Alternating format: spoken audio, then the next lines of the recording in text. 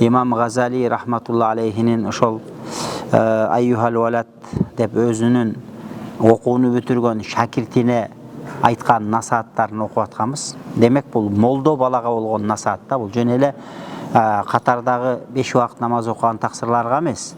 Бул ушул илимин алып өтүп, эми элге кызмат кылам, динге кызмат кылам деген адамдын ниети, ою кандай болуш керек, максаты кандай болуш керек.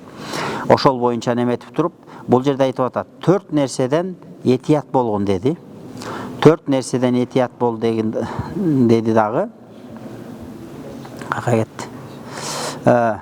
Анан ошол таштай турган нерселер эмне десе,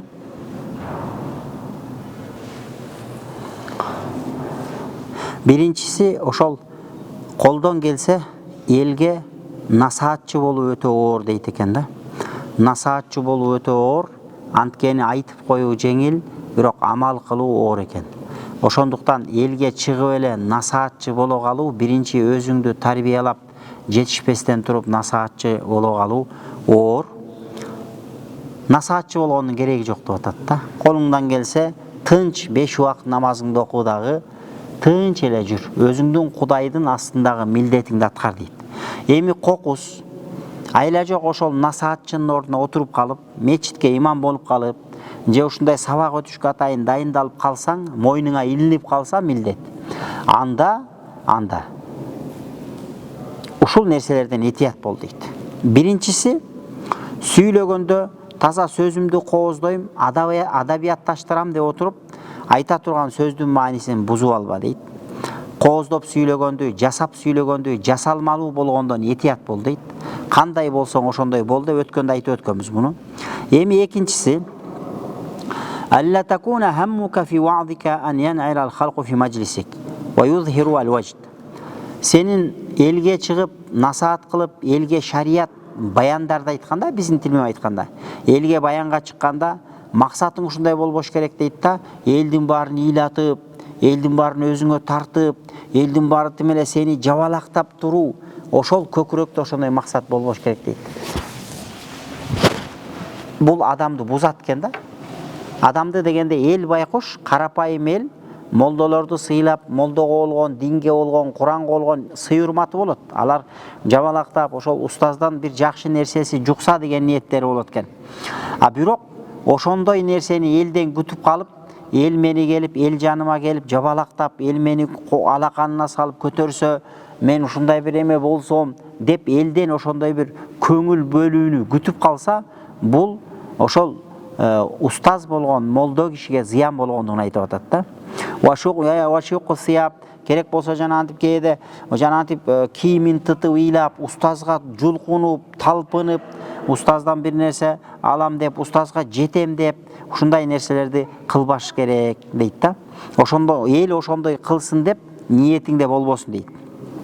Анан да мындай сабак жок, мындай укмуш сабак болду, устаздай эч ким сабак айта албайт. Анан устаз деп эле элдин ошондой сөзүн күтүп калбаш керек дейт да. Анткени мунун бардыгы келип эле адамдын акыретке болгон максатын эмес, дүнүйөгө болгон тартылуусун күчөтөт. Ал эми мунун бардыгы ошол Кудайга болгон ишенимдин аздыгынан, жана Кудайды тааныбагандыгынан, же болбосо дагы эле уктап жаткандыгынан кабар берет дейт экен да. Биз мусулмандар көпчүлүк учурда намаз окуп, Алла деп, дин жолунда жүрөбүз, 5 убакыт намазды окуп атабыз. Бирок кайсы бир деңгээлде ойго эмес экенбиз да, биз уктап атат экенбиз. Анткени адамдар эмнеден уйкуда десе, такыбалык кылуудан, Кудайдан коркуудан, шариятты карманып жашоодон. Бир учур Кудайым бир бизге тауфук берген, 5 убакыт намазга келип калдык. Орозого келип калдык. Болду, ошону менен эле чектелип калдык дагы, нары жагында дагы эле уктап жатабыз. Бизди ойлондурган нерсе башка максат, башка бир дүнүйөнүн көйгөйлөрү, ушундай нерсени ойлонуп калдык дагы. Акырет 100-чү, 99-чу өчүрөткө туруп калды. Бизде 100 проблемабыз бар болсо, 99-ун бүтүргөндөн кийин анан 100-чү өзүбүздүн нафсибизди оңдой турган, Кудайга болгон такыбалыгыбызды күчөтө турган бир багыт бул 100-чү өчүрөттө турат да. Демек биз уктап жаткандарданбыз. Акыреттин зарыл экендигин, эртең эле өлүм айтпастан келет экендигин билбестен акыретибизди унутуп уктап калган катардагы адамдардан болобуз дейт. Жада калса молдолор да айтып атат. Бул киши алым киши, ошол молдолор да айтып атат да, жада калса молдолор дагы эгерде ушинтип сабак өткөндө эл менин гана көзүмдү карап калса экен, демеле мен шарият айтканда эл ыйласа экен, демеле мен шарият айтканда эл укмуш экен десе, уже ал молдонун дагы Кудайга болгон тартылуусу алыстап, ал уже максаты элдин мактоосун күтүп калгандыгында болот дагы. Бул зыян тартат дейт мындай молдо дейт.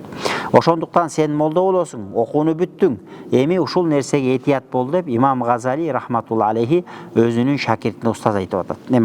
Кеңеш айтып атат. Бал янбаги ан якуна азмука ва химматука ан тад'у ан-наса мин ад-дуnya ила ал-ахира.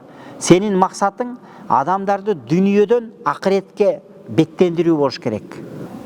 Чыныгы устаз болгон адам адамдарды ошондой дүниөгө бет алып кетсе, токтогула, акырет бар. Акыретти эстен чыгарып койбойлу. Аллах жолунда да бир аз кызмат кылып калайлы, бир аз садака кылып калайлы, бир аз Аллах жолуна сарптап калайлы деп адамдарды ошо Кудай жолуна, ибадатка, намазга, Кудайга кулчулук кылууга үндөш молдо кишинин максаты болуш керек экен. Ва минал маасияти ила туа. Жана устаз болгон адамдын милдети адамдарды күнөөдөн тыйып, жараткан Аллахка баш ийүүгө чакырыш керек. Ар кандай дооматтарга, ар кандай фитналарга жол бербеш керек. Мына кайсы бир жылы Малайзияда ушунчалык деңгээлде исламды бекем карманышат экен. Бир жылда 20 миллиондон ашык эли бар. Биз 10 миллионго али жете элекпиз, 7 миллион тегерегиндебиз. 20 миллионго, азыр 30 миллионго барып калды болуш керек. 20 миллиондон ашык эли бар адамчы бир жылда бир дагы кылмыш катталбаптыр. Бул эмнеден кабар берет? Адамга ыйман келгенде, чындап адамга такыбалык орногондо, Кудайдан коркуп, адамдын акысын ойлогондо кылмыш тыйылат. Эгерде бизде жанагындай кыздарга болгон зулумдук, аялдарга болгон зулумдук, аялдардан эркектерге болгон зулумдук тыйылсын десе, анда ал киши өлтүрүү менен чечилбейт. Ал дин таалимин үйрөнүп, ошону жашоо менен чечилет да. Ошондуктан исламдын максаты адам затынын бардыгында аял болобу, жаш болобу, кары болобу, картаң болобу, аял болобу, эркек болобу, адилеттүү жашоого жетүү эле. Демек адилеттүү жашоого жетүү бул ислам дининдеги талаптарды толугу менен карманып жашоо менен болот. Жөн эле киши өлтүрүүнү киргизип коюу менен болбойт. Анда көп адамдардын убалына калып кетишибиз мүмкүн да. Ошондуктан могул жерде айтып атат. Ва минал мааси ила туа. Адамдарды күнөө кылуудан Кудайга жаратканга баш ийүүгө чакыра турган максаттар болуш керек. Молдонун максаты адамдарды күнөөдөн тыйып, жаратканга кулчулук кылууга баш ие турган жолду көрсөтүп, ошондой таалим тарбия бериш керек дейт. Биякта Чубак ажы рахматы ажыкебиздин айткан сөзү бар. Бирөөлөр барып ошентип жанагы бой бесправил болгон жерлерде жүрсө ошентип айтат экен да. Биз биякта тоок урушканды уруштурганды арам деп атсак, биякта адамдар бой бесправил болгон жерлерде жүрөт депчи. Чындап, шариятта тоок уруштуруу арам экен. Ит менен итти уруштуруу арам. Анан адамга зулумдук кылуу бул турган арам нерсе, анда шек жок. Болгону бизде ушундай нерселер эмнеден болуп атат? Ошол билебиз бардыгыбыз, ошого амалдын жоктугунан болуп атат. Ва минал хирс ила зухуд. Жана аалымдардын кызматы ушундай болуш керек деп шакиртин айтып атат да, минал хирс ила зухуд. Дүниөгө кызыгуу эмес максат. Акыретке эмне топтодуң? Балдарды үйрөтүш керек. Балам, бүгүн канча акча таптың эмес. Элдин балдары тетияктан акча таап келип атат. Сен акча таап келип атасың? Баланчанын баласы акча таап келип, үй сатып алыптыр, огород сатып алыптыр, участок сатып алыптыр деп эмес. Балдарды канча Куран жаттадың? Канча хадис жаттадың? Канча дин шарият өкүмүн үйрөндүң деп балдардан ошол нерсени талап кыла турган болуш керек дейт да. Адамды дүниөгө кызыктыра турган нерселерди эмес, тетиринче такыбалыкка, акыретке кызыктыра турган нерселерге багыт бериш керек молдо киши. Ва минал бухли ила саха. Жана молдо киши ушундай болуш керек дейт. Сараңдыктан берешендикке адамдарды үндөгөн болуш керек. Кээде ушундай экен, адам баласы кээде давай бергиле дей беребиз, бирок өзүбүз бербейт экенбиз да. Бериш керек. Молдолор да бериши керек. Келген жамааттагы бай дагы, кедей дагы бериши керек. Азирет Умардын учурунда бир сахаба радиаллаху анху жашоодон аябай кыйналып кеттир байкуш. Азирет Умарга келиптир, чарам түгөнүп калды, кыйналып кеттим, эмне кылам десе, Азирет Умар айттыр, бир аз садака кылып койчу. Анан бир аз садака берген, ошентип отуруп, кийин бир убакыттан Азирет Умарга сүйүнүп келеткен. Момундардын падышасы, жакшы болду, альхамдулилля, менин абалым жетиштүү болуп калды дейт да. Ошондуктан бул садака береке эшигин ачат. Алла жолунда чындап ниетиң таза болуп жакшы садака кылсаң, Аллахтан 10 эсе, 100 эсе, 700 эсе келет. Ошондуктан адамдарды сараңдыктан берешендикке үйрөтөйлү дейт. Демек, студенттер да садака кылып үйрөнсүн. Иштеп акча таап аткандар да садака кылып үйрөнсүн. Молдо дагы садака кылсын. Могул жерде ошону айтып атат. Молдо элди садака берүүгө үйрөтүш керек. Молдо жөн эле сөзү менен жамаат келгиле акча жыйнайбыз эмес. Мына мен чыгарайын накей 500 сом, мына мен чыгарайын 200 сом, мына мен чыгарайын 1000 сом. Жамаат келгиле деш керек экен да. Ошондо бул чындап үлгү болот. Демек, адам баласы бул жашоодо ошол сараңдык менен акырет үчүн ушундай экен. Сенин аркаңда канча акчаң калса, сен өлгөндөн кийин балдарың талашып кырылышат экен. Демек, сенин аркаңда калган, сен топ-топ калтырып кеткен дүнүйө бул бала чакаңдыкы, мураскерлериңдики. Бизде ошондой да, тирүү кезинде садака кылбайт.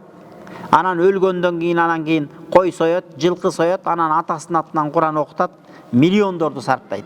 Бирок ошол киши ошол миллиондорду тирүү кезинде Аллах жолунда бир медресеге жардам берип, бир мечиттин муктаждыгына жардам берип, же бир муктаж адамдардын үйүнө жылыткыч алып берип, көмүр алып берип, же болбосо ушундай кийим-кече, жылуу кийим-кечелерди алып берип койсо, тирүү кезинде бардыгыбызда мүмкүнчүлүк бар. Жок дегенде бир жетишпей жаткан үй бүлөнүн бир баласына жок дегенде бир кышкы ботинка алып берип койгон мүмкүнчүлүгүбүз бар. Ошондуктан келиңиздер, бул биз үчүн мүмкүнчүлүк. Эндиги жылы ушул жерге кимибиз бар болобуз ки, Аллахым өмүрүңүздөргө береке берсин баарыбыздын. Кимибиз барбыз, кимибиз жокпуз, бир Алла билет. Аллах үчүн кылынган нерсе ал кабыл болот экен, жана сеники болот экен. Ошондуктан мусулман адам сараң болбош керек, мусулман адам берешен болуш керек. Ва минаш-шакки илал яқин.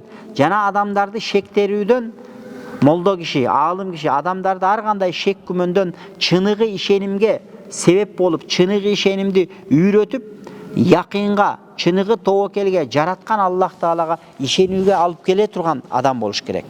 Ва минал гафлати илал яқза. Жана дагы молдо киши адамдарды уйкудан ойго алып келиш керек. Азыр мусулмандар уктап атат. Акчасы көп. Кыргызча айтканда чириген бай.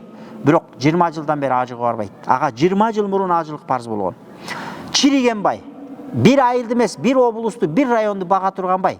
Бирокчу 20 жылдан бери 1 сом зекетин бербейт. Андан көрө тиги чоң келип коркутса, бул чоң келип коркутса, тиги чоң келип коркутса, бул күчтүү келип коркутса, ошолорго отметка бериши мүмкүн, бирок жараткан Аллах Таала берип атат. Жараткан Аллахтын өкүмүн аткара албай атат. Эмне себептен? Анткени биз дагы эле уктап жатабыз.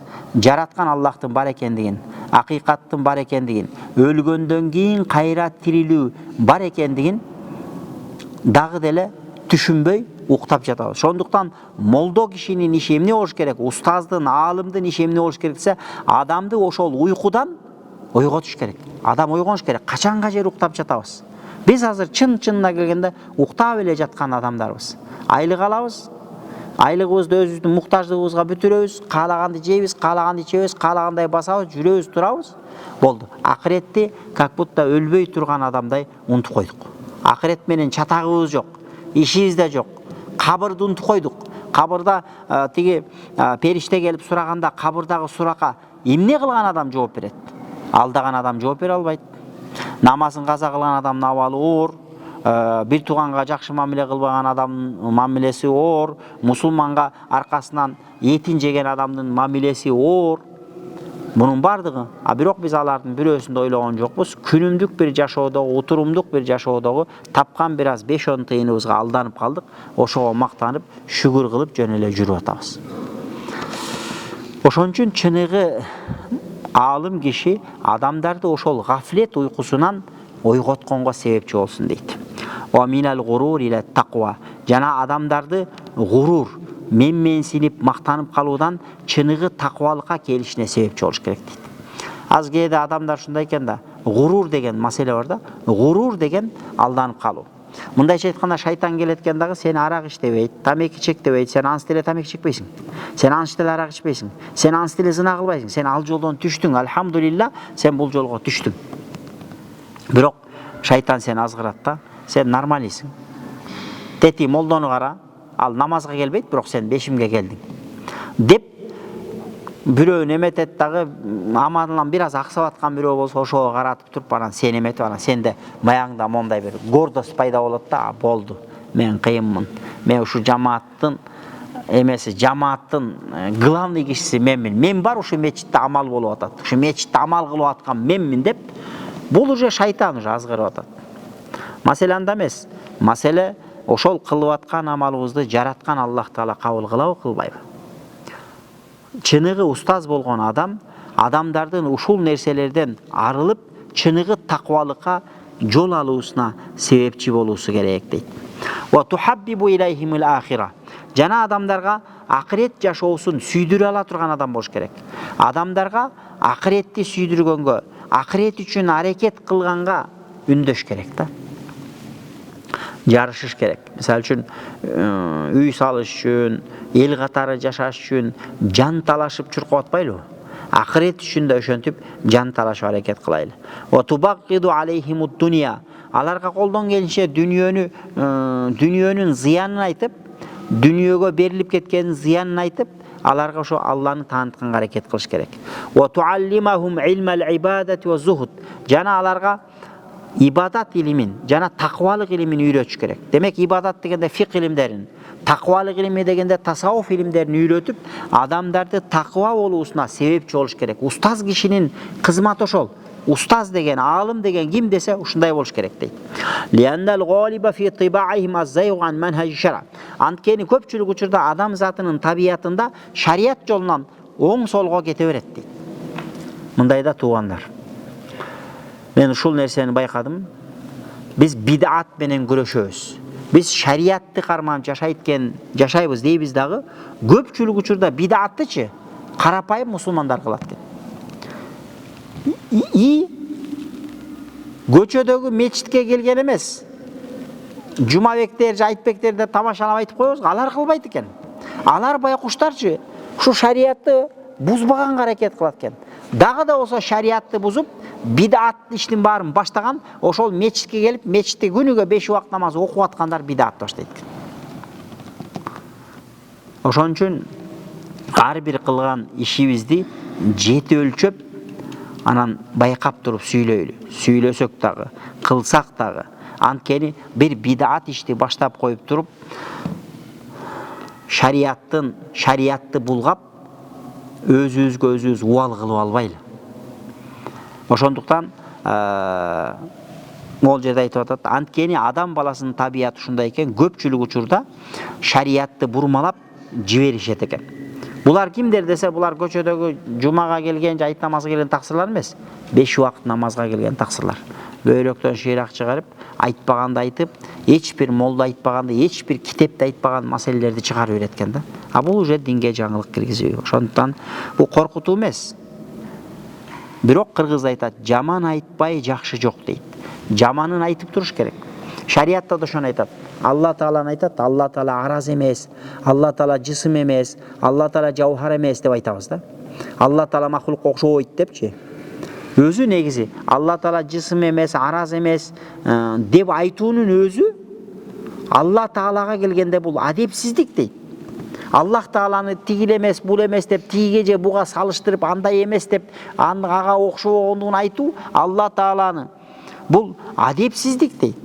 Бирок айла жоктон элдин бардыгы Алла Тааланы бир айга, күнгө, тоого, ташка, сууга окшотуп алгандан ошол Алла Тааланы махлукка окшоштуруп алган адамдарды жараткан Аллахты таанытыш үчүн айла жоктон айтышка мажбур болуп атат дейт да. Ошон үчүн Ибрахим пайгамбар айткан, айды көрүп туруп, мыногул Кудайбы деген. Истифам ал жерде инкари да. Жок, бул Кудай эмес деген. Анткени бул батып атат, чыгып атат, батып атат, чыгып атат. Күндү көрүп туруп айткан, ушул Кудайбы деген. Бул батып атат, чыгып атат. Демек бул бирөөнүн буйругуна баш ийип атат.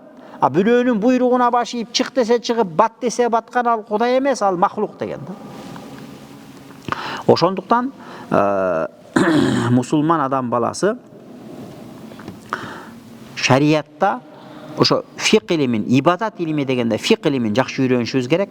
Зухуд дегенде тасаввуф илими, тарикат илими, таквалык илимин жакшы үйрөнүш керек дагы. Анан ошонун негизинде жашашыбыз керек. Бизде эреже бар да. Эреже бар. Ошол эреже сакталса, ошол нерсе пайдасын берет. Ошол эреже сакталбаса, ал нерсе пайдасын бербейт.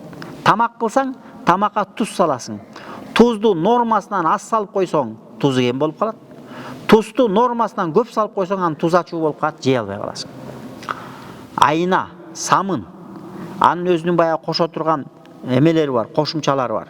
Ошо кошо турган кошумчасын кем болуп калса, болбой калат. Катуу кошуп койсо, ал да болбой калат. Мисалы үчүн асфальт жасап атат көчөдө. Асфальт жасагандар ошо асфальтка кошо турган кошумчалардын бир нерсесин кошуп койсо, асфальт тиги камырдай болуп, жупчук болуп калат, үстүнөн бир аз оорураак КамАЗ өтсө, арык болуп калат. Ал эми анысын катуураак кошуп койсо, ал кыштын күнү тырс-тырс этип эле муз тоңгондо бирөт болот, тиги айнек сынгандай эле тырс-тырс этип сынып кала турган болот. Демек, бүт бардык нерсенин өзүнүн нормасы, тартиби бар. Шариятта да ошондой. Шариятта да кылына турган амалдардын өзүнүн нормасы, тартиби бар.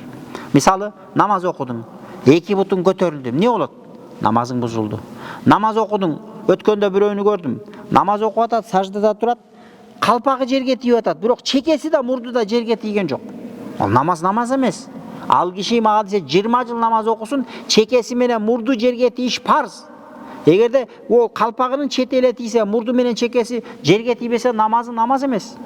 Bir adam namaz okuyor, kolu mintip döşüp algan. Bunu iki alakan жерге тиіп қалған. Ол намаз макруh, сүннөткө каршы намаз.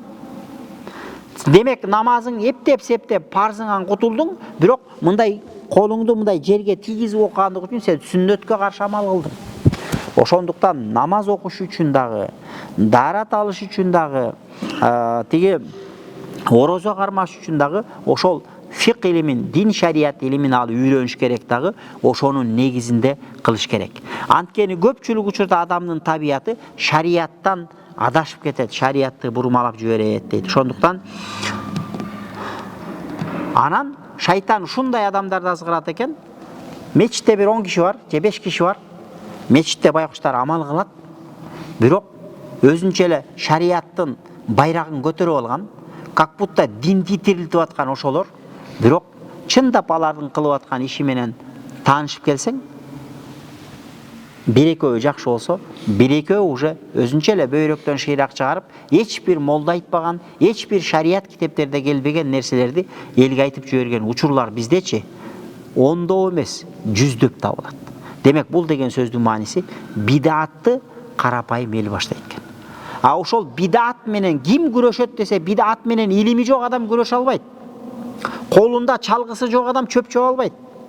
Колунда күрөгү жок адам жер каза албайт. Демек, бидат менен кимдер күрөшөт десе, бидат менен Имам Азам күрөшкөн. Ошон үчүн Имам Азам. Бидат менен Имам Матуриди күрөшкөн. Ошон үчүн Имам Матуриди. Бидат менен Имам Бахаудин Накшбанд күрөшкөн. Ошон үчүн Шах Бахаудин Накшбанд болот. Шах деген падыша, олиялардын падышасы деген сөз. Ошондуктан устаз киши мусулмандарга ушундай нерсени неметип, дайыма мусулмандарды койгула, келгиле, минтели, антели деп туруш керек экен да. Кечеги сабакта да айтып өткөнбүз. Эгерде бир мусулман адам качан мусулман пайда алат, бирөө кеңеш айтса, качан пайда алат десе, эгерде ошол адам ошону чындап уккусу келип, оңолгусу келип, чындап шариятка амал кылам деген адам болсо, оңолот. Анан угуп отурат, бирок ичинде инкар кылып атат да. Мисалы үчүн бу жерде бирөө отурушу мүмкүн. Азыр эртеден бери айтылган дин шарият маселесин угуп атат. Мен айтып атам, бирок ичинен менин айтканыма койчу, сен минтип атасың да, сен антип атасың деп менин айтканыма ответ кылып отурат. Анда ал адам дин шарияттан пайда ала албайт. Эгерде ушул жерде отурганда бир маселе болсо да билейин, ошого амал кылайын деп, ошону кабыл кылууга даяр болуп отурса, анда ал адам оңолот. Анда ал адам көп устаздан, 100 устаз келсе, 100 устаздан пайда алат, ал адам оңолот, ал адамдын амалы да кабыл болот. Анан тиги устаз деле кабылдабаса, бул устаз деле кабылдабаса, тиги устаз сүйлөсө деле сындап атса, бул устаз дамла молдо сүйлөп атса деле сындап атса, ал адам кабылдабайт. Ал адам ошол кераяктанып, ажыгызданып, ар кимдин сөзүн сындап жүрүп өтүп кетет. Кылган амалын бир Алла билет. Ошондуктан Кудайым биздичи уккан кулактардан кылсын кулагыбызды. Жана ошол уккан шарият маселелерибизге амал кылууну Кудай Таалам өзү насип кылсын. Молдонун иши ошол экен, элге айтыш керек экен. Молдонун иши ошол, элге айтыш керек. Ал эми эл дин шариятты ошол молдодон уккан эл Кудай үчүн деп, дин үчүн деп, Алланын өкүм экен деп ошону аткарса, анда Алланын берекеси болду ал адамга. Ошондуктан адамдарды пайдасыз нерсенин аркасынан кетип атса, токто деп токтотуп кала турган бул устаздар, молдолор болуш керек дейт да. Азыркы учурда чындап эле адамдар жетишерлик окаты бар, бирок намазы каза болсо да макул, бирок дагы көбүрөөк акча табайын деп ар нерсени кылып атат. Валиштигалу бил ахлaqi радия. Жана да адам баласынын табияты ушундай экен. Адамдын табиятычы, өз адам баласы табияты от кайдаса бокко качат экенбиз. Ушунча жакшы дин, таалим, шарият сабактар бар. Карасаң 30 киши көргөн, 100 киши көргөн, 200 киши көргөн. Бирок бир тойго барып бирөөлөр бийлеп атса, миллион просмотр болот. Ар башка аккаунтта миллион просмотр болот да. Бирок ошол эле Аллахтын өкүмүн айткан, Аллахтын динин айткан, такыба болойлу, Кудайдан коркойлу, намазга келейли деп жакшы бир сөз айтылса, аны ошол 5-10 киши баягы көрүнүп калган, аларда ошол кызыккан бир 5-10 киши көрөт, башкалар көрбөйт экен да. Адам табияты ошондой экен. Аллахым бизди акыретибизге пайдалуу нерселердин аркасынан түшкөнгө Кудайым баарыбызды насип кылсын. Фаалqi fi qulubihim ar-ru'ba. Колуңдан келсе, мусулмандардын жүрөгүнө Аллахтан болгон коркунучту сал. Ар бир мусулман Аллахтан корко турган болсун. Ошого сен себепчи бол. Аллахтан корккон адам ал утат. Биз азыр коркобуз. Кедей болуп калбайын деп коркобуз. Биз азыр коркобуз. Кокус мындай болуп, абал өзгөрүп кетсе, саясат өзгөрүп кетсе, ал болуп кетсе, бул болуп кетсе, окатыбыз кантип өтөт? Рызкыбыз кантип өтөт? Адам атанын заманынан баштап ушул кезге жери адамдар адамдын рызкысы Алла Таала кандай буйруса ошол жетет экен. Өткөндө да айтканбыз, адамдын ажалы адашпайт экен. Кимдин ажалы келсе, миллион кишинин арасынан ажал тандап бар, ошо кимдин ажалы келсе ошол адамга барат экен. Рызкы дагы адашпайт экен туугандар. Адамдын рызкысы Кудай Таалам сага буйрусачы, сен ага жан талашсаң дагы, жан талашпасаң дагы жетесиң. Рызкы менен ажал ушундай нерсе. Бирок биз ажалыбызды ойлонбойбуз. Өлгүбүз келбейт. Дүйнөнү жакшы көрөбүз. Бирок рызкыбыз үчүн аракет кылганда ушу чектен ашыкча аракет кылып жиберип эткенбиз. Как будто Кудай Таала бизге рызкыбызды жеткирбей кое тургандай. Ошондуктан урматтуу туугандар, мусулман адам ушундай болуш керек экен. Баягы кисмат максум дейт го. Кисмат максум экен. Кисмат деген сенин үлүшүң. Максум деген уже бөлүнгөн. Ар кимдики определенно бөлүнүп койгон. Сенин өзүңдүн бул жашоого келдиңби? Жашап атасыңбы? Сенин рызкың, сенин аялың, сенин балдарың, сенин жей турган, иче турган ашың, жей турган сууң, иче турган сууң, жей турган ашың бүт бардыгы бөлүнгөн. Болгону биз адалдан рызкы табыш үчүн бир аз аракет кылышыбыз керек. Бирок биздин негизги максатыбыз ал болуп калбаш керек. Биздин негизги максатыбыз Кудайдын динин, дин шариятты таза, туура, нак даана карманып өтүүгө колдон келишинче аракетибизди кылышыбыз керек. Ошондуктан чыныгы устаз адамдардын жүрөгүнө Кудайдан болгон коркунучту киргизе алган устаз болуш керек. Жана келечектеги ар кандай коркунучтардан аларды айтып эскертип туруш керек дейт. Ашу бул имам Газали рахматулла алейхи айтат да, бул жашоо бул сыноо дүнүйө. Ар кандай ашууларды башыбыздан өткөрөт экенбиз. Ар кандай тагдыр башыбызга келатат. Ошондуктан кабырда жооп бере алабызбы? Сырат көпүрөсүндө өтө алабызбы? Кыямат күндө амал дептерди оң колдон ала алабызбы? Ушул нерселерди эметип туруп, анын бардыгынан эң биринчи таквалык. Намазды таквалык менен, ыклас менен окулган намаз пайда берет. Ыклас менен окулбаган намаздын пайдасы жок. Ыклас менен тутулбаган орозонун пайдасы жок. Ыклас менен кылынбаган зекеттин, ыклас менен кылынбаган садаканын пайдасы жок. Эмне үчүн биз өнүкпөйбүз?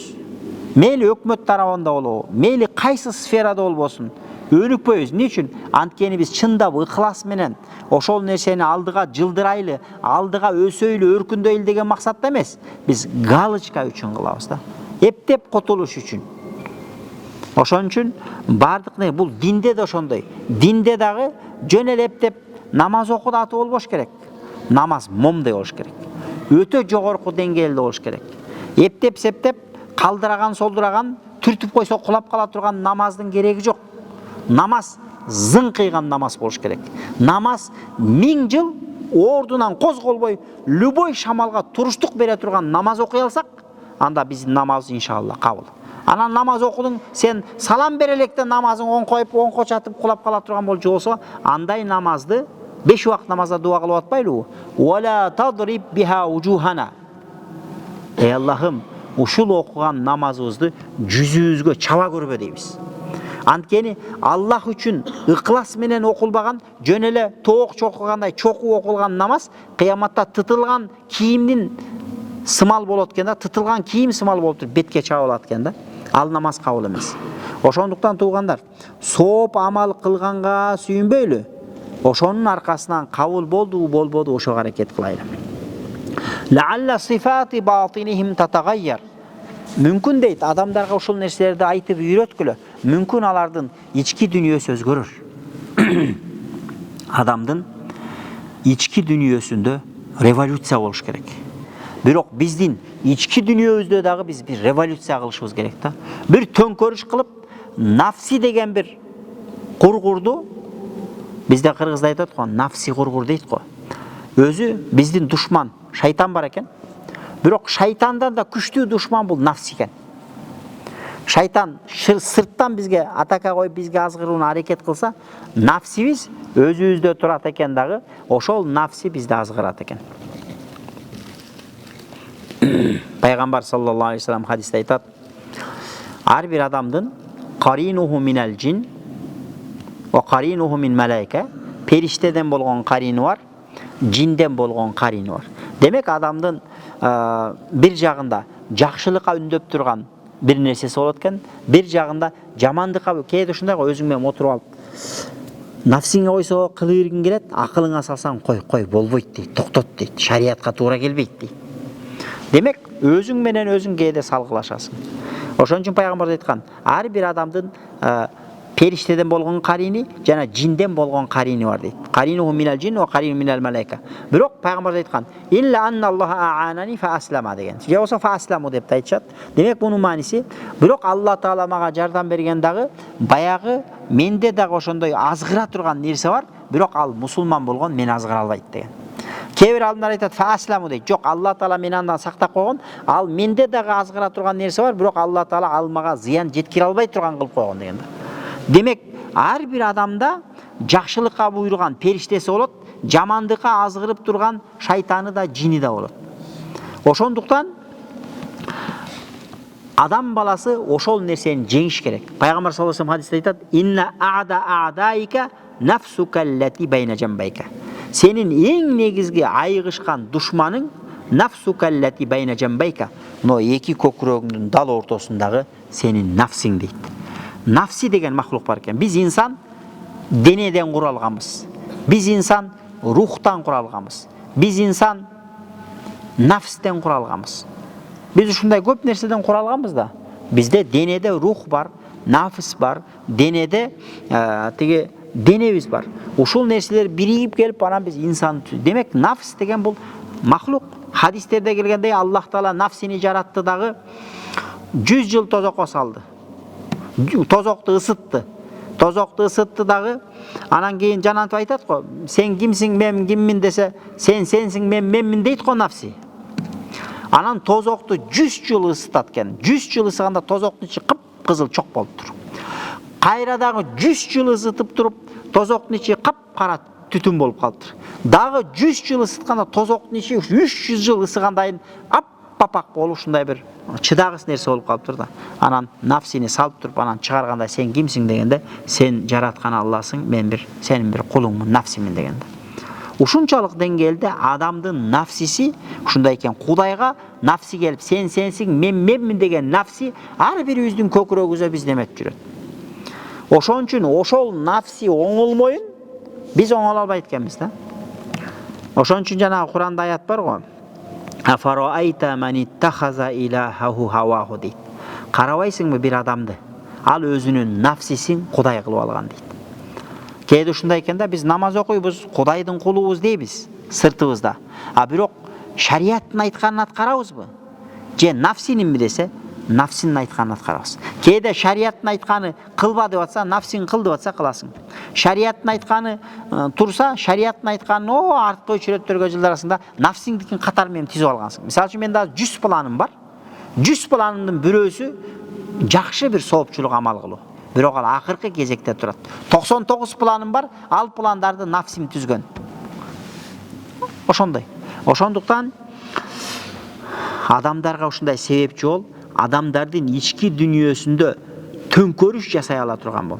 Биз качан чыныгы Аллахка кул болобуз? Ички дүнүйөбүздө төңкөрүш кылып, нафсини тизгиндегенде, нафсинди ооздуктаганда, анан биз кылган амалыбыз пайда берет. Нафсини тизгиндемейин биздин абалыбыз оор. Бирок биз азыр мусулманбыз, бирок биз нафсибизди болушунча агытып койгонбуз. Нафсибиз биздики болушунча агытылган. Ушунчалык деңгээлде агытылган азыр мусулмандар, кыргыздардын балдары любой нерсени жей берет. Ибахи дегендер өткөн, ибахи дегендер бар. Ибахия деген акыйда бар да, ишеним бар. Аларда каалаган нерсесин жей берет. Адал арам деген түшүнүк жок. Азыр бизде жаштарды ушундай. Кытайга барып атат, Таиландка барып атат, экзотикалык зоналарга барып атат, аякка барып курт жеп атат, жылан жеп атат, бака жеп атат. Ар кандай адам баласы жебеген шариятта арам деген нерселердин бардыгын жеп, интернеттерге жүктөп, мынакей бака жеп атам, мынакей мен жылан жеп атам деп биздин балдарыбыз мактанып калды. Ошолор эле эртеси күнү карасаң жоолук салынып алып, же топу кийип алып, эмеде жүрүп атат, Каабада жүрүп атат. Аллах Таала жөн эле ажыга же умрага барган эле адамдын немесин кабыл кыла бербейт экен да. Шарияттын өзүнүн талаптары бар. Ошол талаптар аткарылса, үмүт кылабыз, сенин ажылыгың, сенин умураң кабыл болду. Садака ушундай болуш керек. Бирөөгө садака бергенде берилген садака адалдан болуш керек. Өзүң арам жол менен акча табып турган садака берип атасың. Кабыл десе кабыл эмес. Ошондуктан ажылык умра деле ошондой. Ажыга бардың, умрага бардың. А бирок тапкан акчаң каяктан табып атасың? Тапкан акчаң эгерде арам жол менен болгон болчу болсо, маякта азыр ушундай иштери бар, жумуштар бар. Молдекелер, токтот, бунун шариятка туура келбейт десе деле болбой, блогерлер, башкалар ошол жумуштарын кылып атат, ошол жактан бирок киреше таап атат. А бирок шарият боюнча ошол жол менен акча табуу арам. Демек ошол табылган акча арам. Бирок ошо менен ажыга барып атат, умрага барып атат, ата-энесин жиберип атат, ушундай болуп атат да. Ошондуктан мен жалпы мусулмандарга айтат элем, жалпы көрөрмандарга, эже карындаштарга, ага-инилерге, эгерде биздин кылган, ата-энебиз үчүн кылган, жасап берген, аларды умрага жиберип атабыз, ата-энебизди ажыга жиберип атабыз, ата-энебизге жакшылыктар жасап берип атабыз, ошол нерселер кабыл болсун десе, анда акчаны адал жол менен табыш керек болот.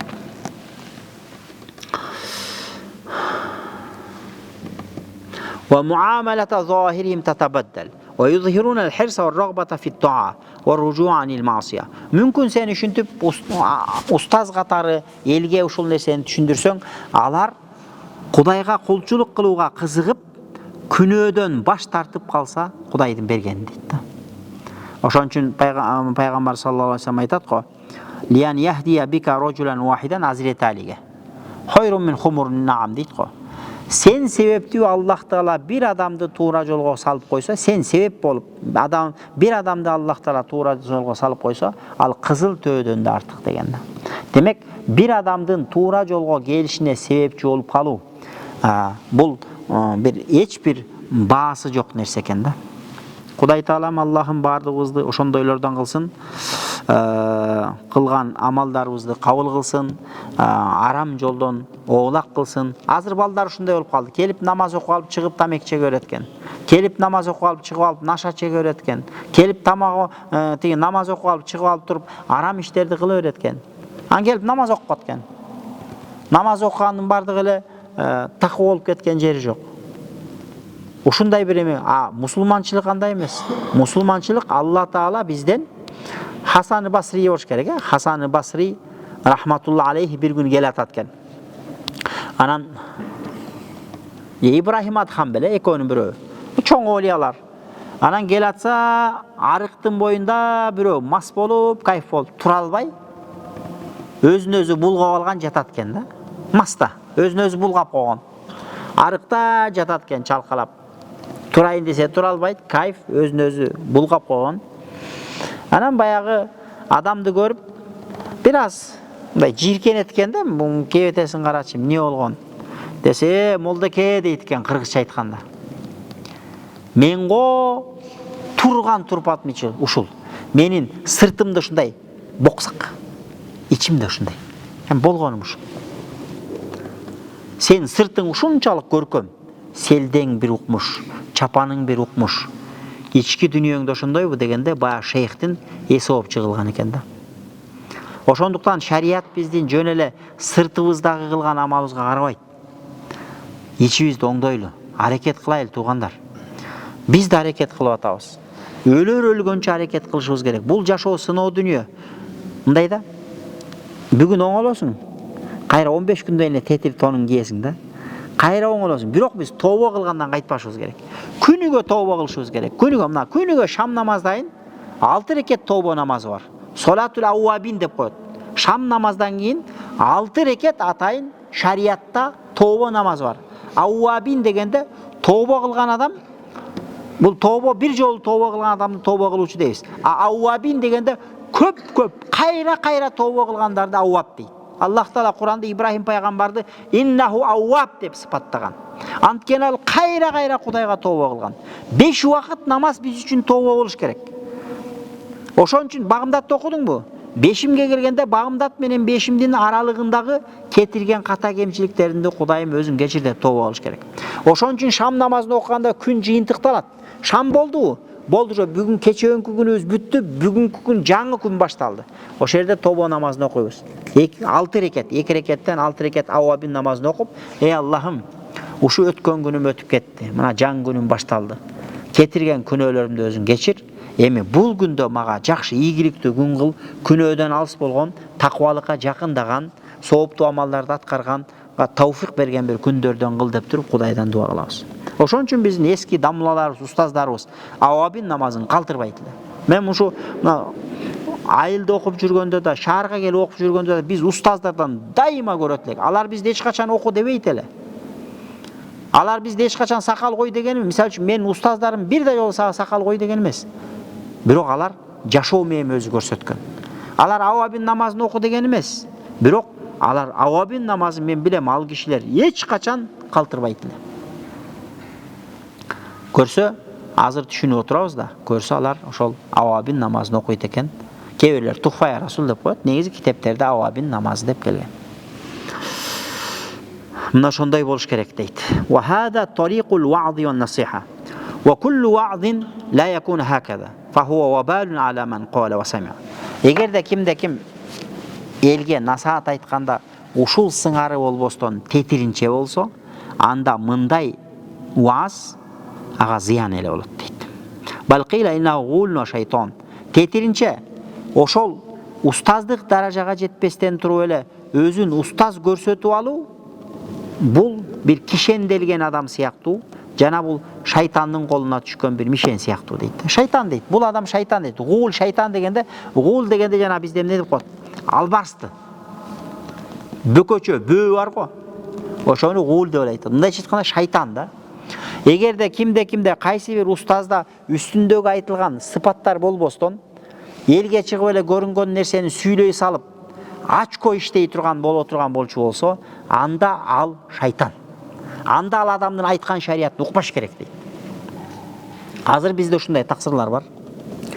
Мен өткөндө да айткам. Алар 100 000 деген просмотрларды алат. Алар араб сүйлөп атса деле которо берет. Орус сүйлөп атса деле которо берет. Акыйдасы туура адам сүйлөп атса деле которуп чыгара берет. Анан кийин публикага иштейт. Анан молдону деле чакырып комментарий алып берет. Теңирчини деле чакырып комментарий алып берет. Бирок бүт бардыгы дин жаатында. Өзү намаз окуйт. Бирок негизги максат адамдардын туура жолго келиши эмес. Публикага иштеп, подписчик топтоп, анан YouTube'дан акча топтоп. Мындай адамдарды кимде ким ушул адам дин жайып атат, ушунда мен дин үйрөнөм десе, ал шайтандын тузагына түштү, шайтандын колуна түштү. Андай дин жайгандар булар шайтандар. Ошондуктан урматтуу туугандар, ушундай нерселерден этият болойлу. Азыр интернетте дин сүйлөп эле, дин шарият таалимин айткандар толуп кетти. Өзүнөн келип дараттын канча парызы бар десең билбеши мүмкүн. Намазда канча парыз бар десең билбеши мүмкүн. Намаздын важиптерин айтып бер десең билбеши мүмкүн. Бирок чыгып алып элге шарият айтат. Бул мусулмандар үчүн мындай адам не болот десе, бул мусулмандарды адаштырган шайтан дейт да. Ошондуктан динди көрүнгөн эле адамдан ала бербейбиз. Интернетте которуп чыгарып койсо эле, мисалы үчүн бирөөлөр бар да, мен билем да, чыгарып берет. Bir günü карасаң bir вахабини чыгарат. Ал вахабилердин, салафиттердин, мазхабыстардын немесин айтат.